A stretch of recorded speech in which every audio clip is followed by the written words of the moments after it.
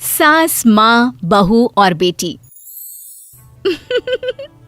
नहीं नहीं, ये कहानी इन सारे के सारे रिश्तों की नहीं, बल्कि 2 रिश्तों में ही सभी रिश्तों के होने की है।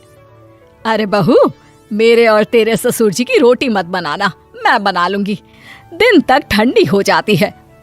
बहू जो कि एक वर्किंग लेडी थी। नहीं नहीं माँ जी, मैं अच्छे से कपड़े में लपेट देती हूँ ना, आप क्यों मेहनत करेंगी, माइक्रोवेव में गर्म कर लेना। अरे नहीं बहू, मेहनत मत कर, वैसे भी ऑफिस में कम मेहनत होती है क्या, जा रहने दे।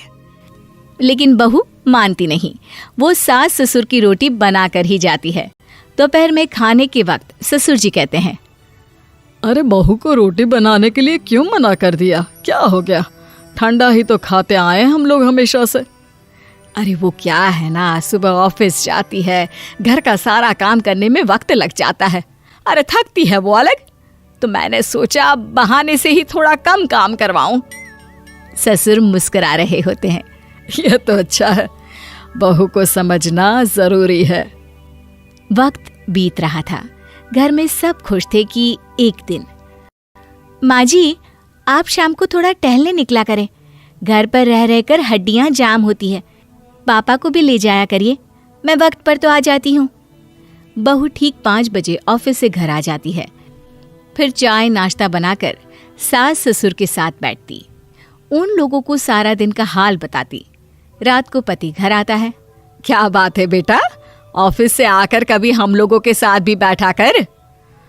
अरे माँ, दिन रात काम करके मन ही नहीं करता, अगले दिन की फिर तैयारी होती है, आप और पापा ही कमरे में आ जाओ।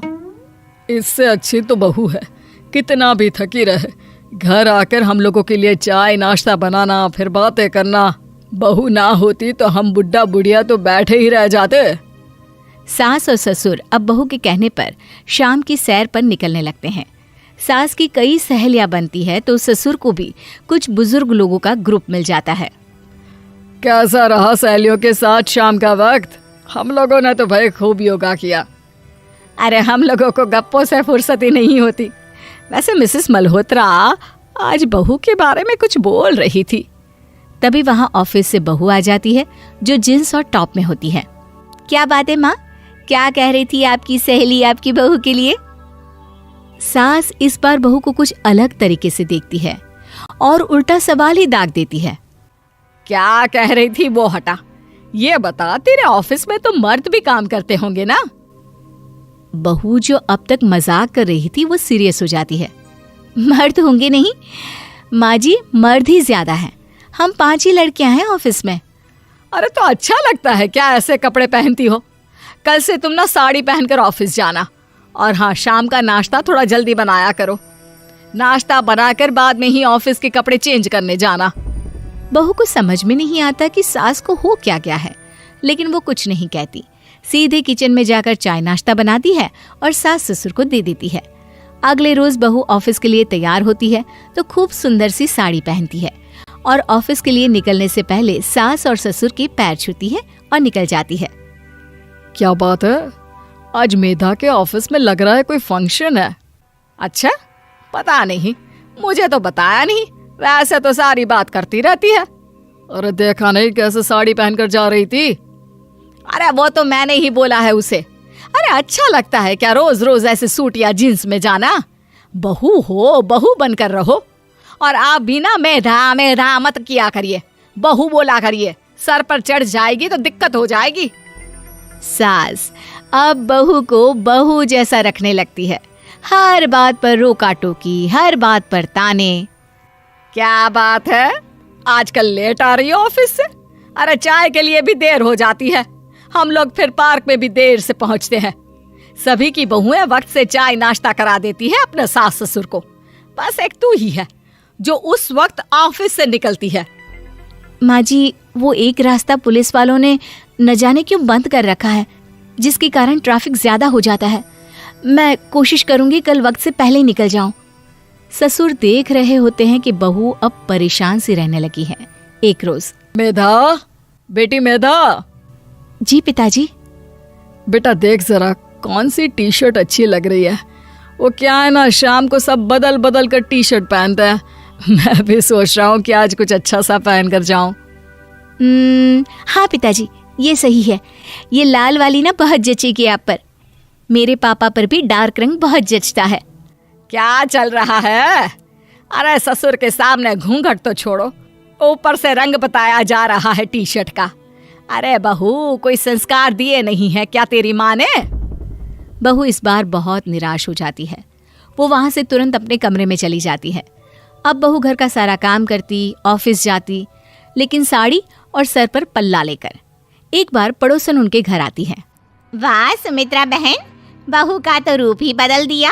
ठीक किया, बहू बहू जैसी ही अच्छी लगती है। अच्छा चलती हूँ मैं। पड़ोसन के जाने के बाद सास बड़ी अकड़ के साथ कहती है, देखा मेरा कमाल, कैसे मैंने मेधा बहू को कंट्रोल में कर लिया। अब बारी ससुर के बोलने की थी। हाँ सुमित्रा, बिल्कुल ये काम तो किया है तुमने, लेकिन कभी सोचा क्या खो दिया? क्या खो दिया? मैंने तो कुछ नहीं खोया जी।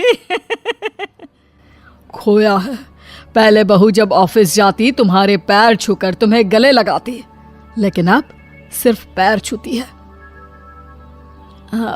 हाँ जी, ये बात तो आप ठीक बोल रहे हैं। पहले घंटों हम लोगों से बात करती, कमरे में ना जाती, ऑफिस से आते ही खुद की चाय, खाना, नाश्ता सब हम लोगों के साथ करती, सारी बात बताती। लेकिन क्या तुम्हें पता है, बहू की तबीयत खराब चल रही है, वो माँ बनने वाली है। ये बात मुझे बेटे ने बताई कि तुम्हें बता दूं। अब सास की आंख में आंसू थे। वो समझ गई थी कि लोगों के कहने में आकर उसने क्या खो दिया। शाम को बहू घर आती है तो माँ किचन में पकोड़े तल रही होती है। अरे माँ जी, आप रहने दीजिए ना, मैं आ तो रही थी। अरे नहीं, जा तू चेंज कर ले, मैं नाश्ता और चाय टेबल पर ही लगा रही हूँ मेधा। सास के मुंह से अपना नाम सुनकर बहू को बहुत अच्छा लगता है। माँ जी, कोई गलती हो गई है क्या? मेरे होते हुए आप काम करें, ये ठीक नहीं है।